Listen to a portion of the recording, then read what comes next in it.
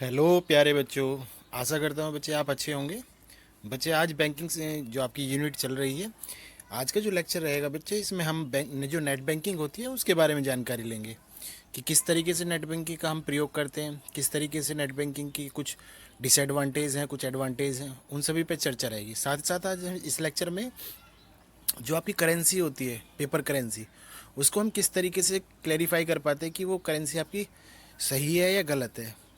तो इस लेक्चर में हम इस पर ही चर्चा करेंगे। क्लियर है बच्चे? चलिए बढ़ते हैं बच्चे।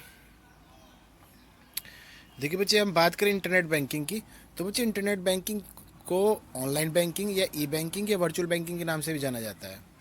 इसमें होता क्या है बच्चे, इलेक्ट्रॉनिक प्रोसेस से आपका भुगतान हो जाता है। किसी बैंक या अन्य वित्तीय संस्थान में कोई भी कस्टमर ट्रांजैक्शन कर सकता है। इसमें जो सारा ट्रांजैक्शन होता है वो वेबसाइट के माध्यम से होता है। ठीक है बच्चे?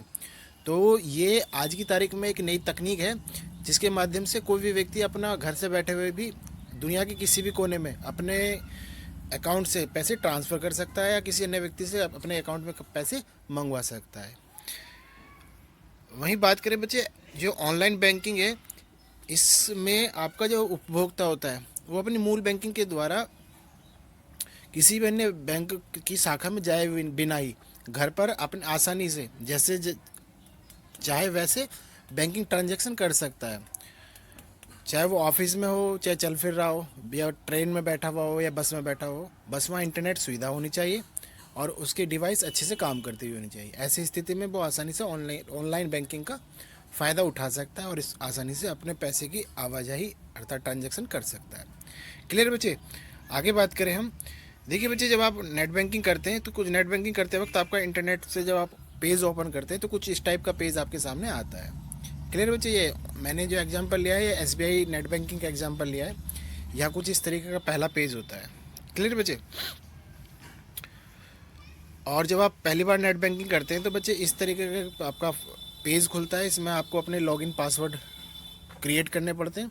अर्थात जब भी आप अपने पेज पे जाना चाहते हैं तो आपने जो पासवर्ड सेट किया होता है उस पासवर्ड को डालकर आप अपने पेज पर जा सकते हैं और अपनी जो ऑनलाइन बैंकिंग का जो प्रोसेस है उसको फॉलो कर सकते हैं। अर्थात यदि आप किसी व्यक्ति को आपको ट्रांजैक्शन पैसे भेजने हैं या किसी व्यक्ति को पैसे मंगाने हैं तो वो सब जानकारी आप इस तरीके से एक पासवर्ड सेट करके अपने पेज पर जाकर अपने खाते की पूरी जानकारी ले सकते हैं। क्लियर बच्चे?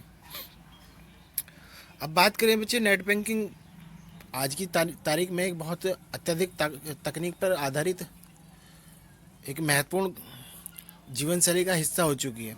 लेकिन बात करें इसके लाभ की तो इससे लाभ भी कुछ हैं। जैसे बच्चे, अगर आपको अपना खाते का विवरण देखना है तो आप इसके माध्यम से अपना विवरण देख सकते हैं। साथ ही साथ आपसे ने कोई ट्रांजैक्शन किया है पिछले 10-5 दिन में तो उस ट्रांजैक्शन की पूरी हिस्ट्री भी देख सकते हैं आप इसमें। साथ साथ आपको बैंक की स्टेटमेंट चाहिए तो आप इस आसानी से डाउनलोड कर सकते हैं। कोई भी आपको फॉर्म चाहिए तो आसानी से आप इसमें फॉर्म भी डाउनलोड कर सकते हैं। और यदि आपको शॉपिंग करनी होती है तो शॉपिंग भी, ऑनलाइन शॉपिंग आप इंटरनेट बैंकिंग से आसानी से कर सकते हैं। आप अपने मोबाइल को भी रिचार्ज कर सकते हैं। आपका डीटीएच कनेक्शन अगर ख़त्म हो गया है तो आप उसको भी रिचार्ज कर सकते हैं। ऐसी बहुत सारी सुविधाएं हैं जो आज नेट बैंकिंग के माध्यम से घर बैठे आसानी से हो जाती है। चलिए बच्चे, जब अब तक हमने इसके लाभ जाने तो इसके को यूज करते वक्त हमें कुछ सावधानियां भी रखनी होती हैं। हम सावधानियों की बात करें तो बच्चे आपको हमेशा इस बात का ध्यान रखना चाहिए कि आप कोशिश करें अपने ही कंप्यूटर या मोबाइल से अगर नेट बैंकिंग यूज़ करें तो अपने सिस्टम पर ही उसका प्रयोग करें, किसी अन्य के सिस्टम पर प्रयोग ना करें, वरना आपका डेटा चोरी हो सकता है जिससे आपको धन की हानि हो सकती है। दूसरा बात आपको ये ध्यान रखनी है कि यदि आपके मोबाइल से आप यूज़ कर रहे हैं और उसमें किसी भी गलत तरीके का कोई ऐप है जिससे आपकी सूचना चोरी हो सकती है, उसको तुरंत डिलीट कर देना चाहिए, वरना आपको फिर इससे हानि हो सकती है।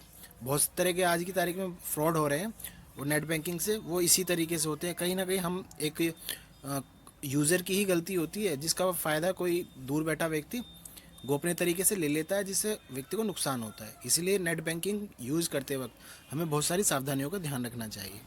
क्लियर बच्चे? तो आशा करता हूँ अब तक नेट बैंकिंग से संबंधित बेसिक जानकारी आपको क्लियर होगी। चलिए अब बात करते हैं बच्चे, जो असली या नकली नोट होते हैं उसकी पहचान हम कैसे करते हैं।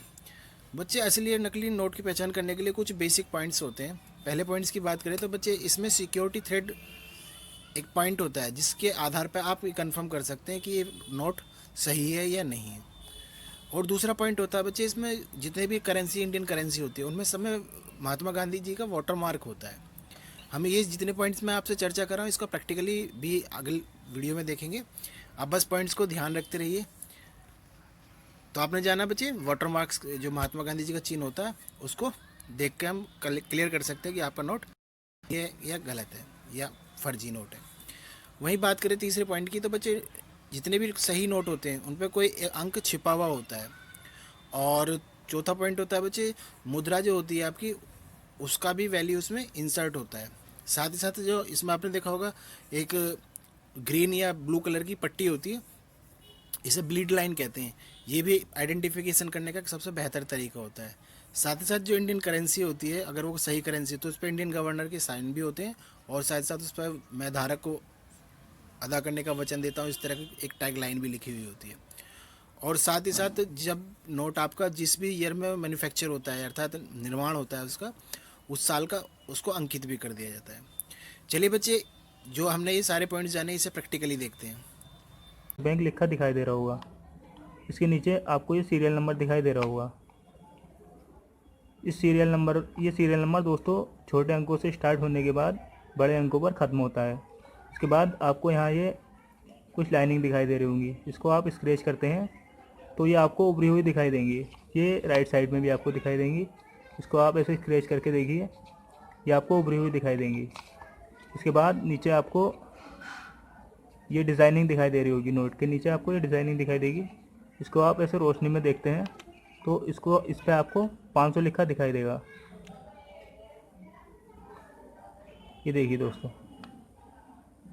इसको आप तिरछा करके देख सकते हैं। इसके बाद आपको ये वायर दिखाई दे रहा होगा, ये पुराने नोटों में भी होता था। इसको आप देखिए, ये ग्रीन दिखाई दे रहा होगा। आप इसको रोशनी में देखते हैं तो ये आपको नीला दिखाई देगा। यहाँ देखिए आपको ये लोगो दिखाई दे रहा होगा, ये भी आपको ग्रीन दिखाई देता है। इसको आप तिरछा करने के बाद लाइट में देखते हैं तो ये भी आपको नीला दिखाई देगा। इसके बाद नीचे आपको ये सीरियल नंबर दिखाई दे रहा होगा, ये भी आपको छोटे अंकों से स्टार्ट होने के बाद बड़े अंकों पर ख़त्म होता है। इसके बाद आपको ये ऊपर रिजर्व बैंक ऑफ इंडिया दिखाई दे रहा होगा, इस पर आप स्क्रैच करते हैं तो ये भी आपको उभरा हुआ दिखाई देगा। तो दोस्तों ये तो नोट के ऊपरी सिरे की बात हुई। अब हम इसके कुछ हाइड एंड फीचर के बारे में बात करते हैं।